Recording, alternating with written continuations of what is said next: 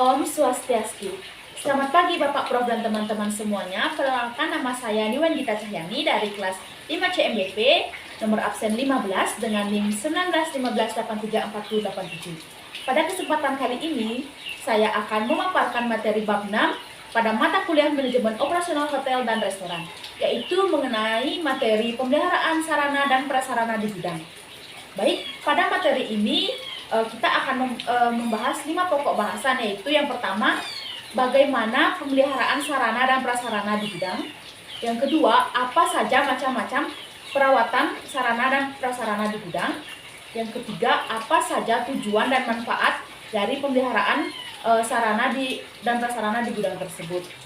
Dan yang keempat, bagaimana manajemen perawatan sarana dan prasarana di gudang tersebut. Dan yang kelima, bagaimana Computer Maintenance Management System. Baik, sebelum saya membahas 5 pokok bahasan tersebut, saya akan menjelaskan apa itu sarana dan prasarana.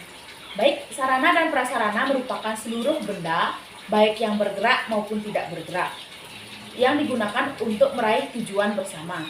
Sarana dan prasarana adalah sebuah media produksi barang atau jasa untuk melangsungkan sebuah kegiatan atau mempermudah jalannya produksi di dalam suatu perusahaan itu sendiri, serta dapat memberikan laba pada perusahaan tersebut.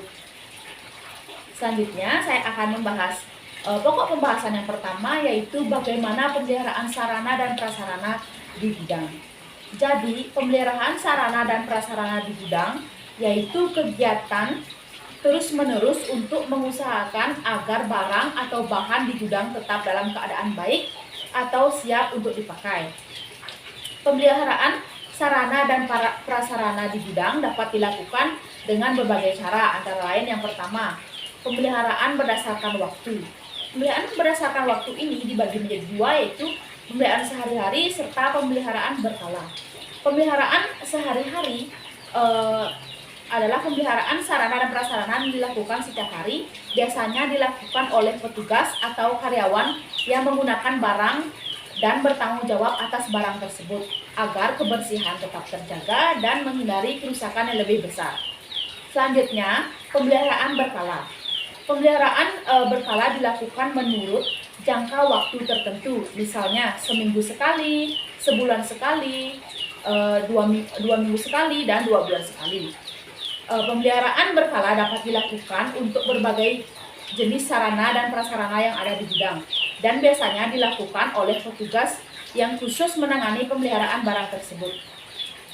Yang kedua, pemeliharaan berdasarkan jenis barang. Pemeliharaan berdasarkan jenis barang ini juga dibagi menjadi dua, yaitu pemeliharaan barang bergerak dan pemeliharaan barang tidak bergerak. Pemeliharaan barang bergerak dapat dilakukan setiap hari maupun secara berkala, contohnya mesin dan alat elektronik. Selanjutnya, pemeliharaan barang tidak bergerak. Pemeliharaan barang tidak bergerak juga dapat dilakukan setiap hari atau secara berkala untuk mengetahui sampai sejauh mana kualitas barang tersebut masih dapat digunakan. Contoh, membersihkan debu-debu yang ada pada suatu alat atau barang-barang yang ada di gudang tersebut. Baik, selanjutnya saya akan membahas pokok pembahasan yang kedua, yaitu apa saja macam-macam perawatan sarana dan prasarana di gudang. Secara umum, klasifikasi metode perawatan dan perbaikan dibedakan menjadi 4, yaitu yang pertama, time-based maintenance.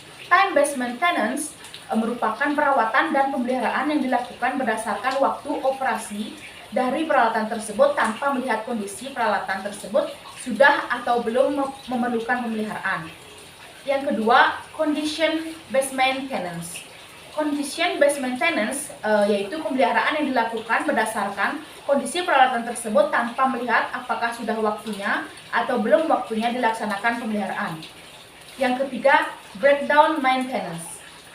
Breakdown maintenance adalah pemeliharaan yang dilakukan terhadap suatu peralatan karena terjadinya breakdown pada peralatan tersebut.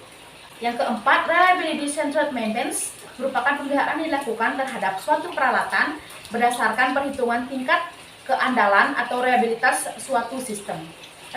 Reliabilitas suatu sistem dapat diukur berdasarkan fungsi dari umur pakai peralatan tersebut. Baik, pada pokok pembahasan 3 kita akan membahas apa saja tujuan dan manfaat pemeliharaan sarana dan prasarana gudang tersebut. Jadi tujuan pemeliharaan sarana dan prasarana di gudang ada beberapa tujuan, yaitu yang pertama agar pemakaian sarana dan prasarana atau fasilitas lainnya bertahan lama. Yang kedua, menjamin sarana dan prasarana selalu dalam kondisi prima, siap digunakan untuk mendukung proses bisnis atau fungsi-fungsi lainnya. Terus yang ketiga, menjamin kelancaran kegiatan organisasi. Terus yang keempat, untuk menjaga keselamatan barang agar tetap aman. Yang kelima, agar barang tersebut dapat digunakan seefisien mungkin dan seefektif mungkin. Terus yang keenam, untuk melatih agar bertanggung jawab bagi si pemakai maupun petugas pemeliharaan. Terus selanjutnya, menghindari terjadinya kerusakan fatal yang mengakibatkan waktu perbaikan yang lama dan biaya perbaikan yang besar. Selanjutnya, meningkatkan image organisasi. Dan selanjutnya, meningkatkan budaya organisasi untuk mengembangkan sistem manajemen perawatan dan pemeliharaan dengan baik sehingga mempunyai dampak pada peningkatan efektivitas dan efisiensi kerja. Dan yang terakhir, meningkatkan motivasi kerja. Selanjutnya, manfaat pemeliharaan sarana dan prasarana di gudang.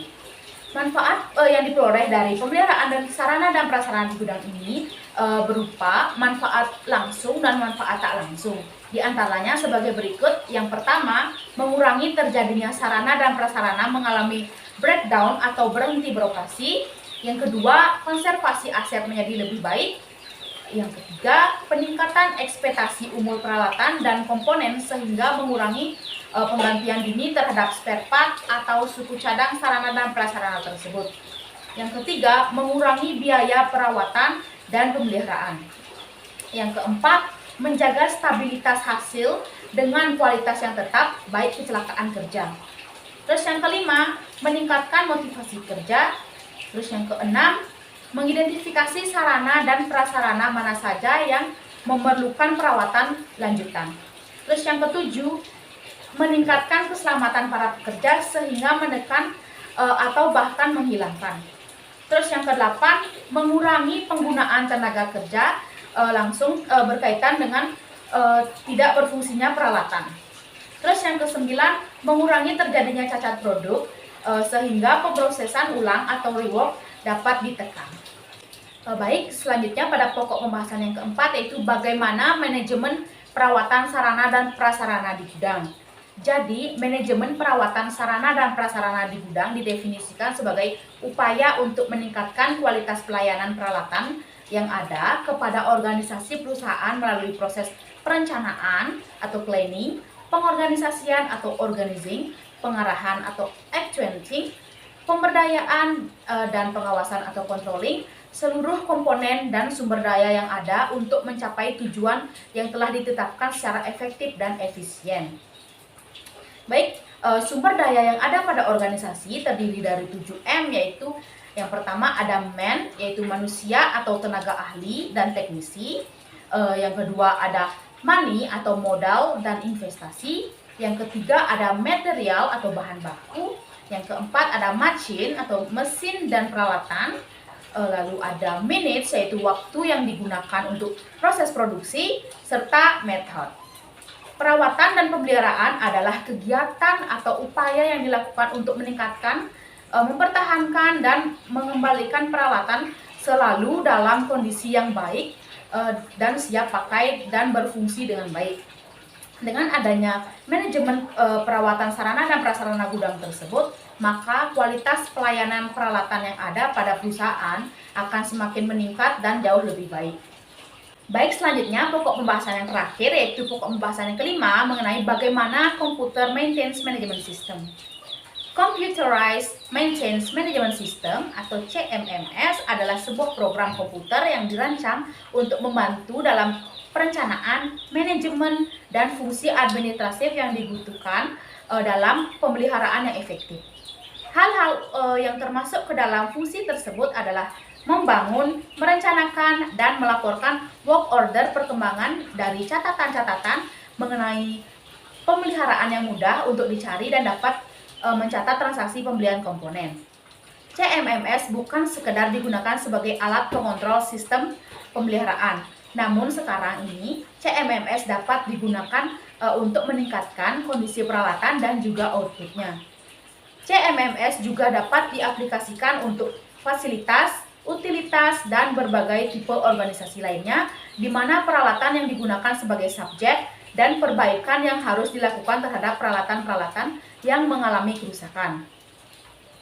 Sebuah CMMS biasanya terdiri dari equipment management, private maintenance, labor, work order, planning atau scheduling, inventory control, dan purchasing. Baik teman-teman sekalian, sekian pemaparan materi bab 6 mengenai pemeliharaan sarana dan prasarana di gudang. Jika ada kesalahan kata, mohon dimaafkan. Baik, saya tutup dengan Pramo Santi. Om Santi Santi Santi Om.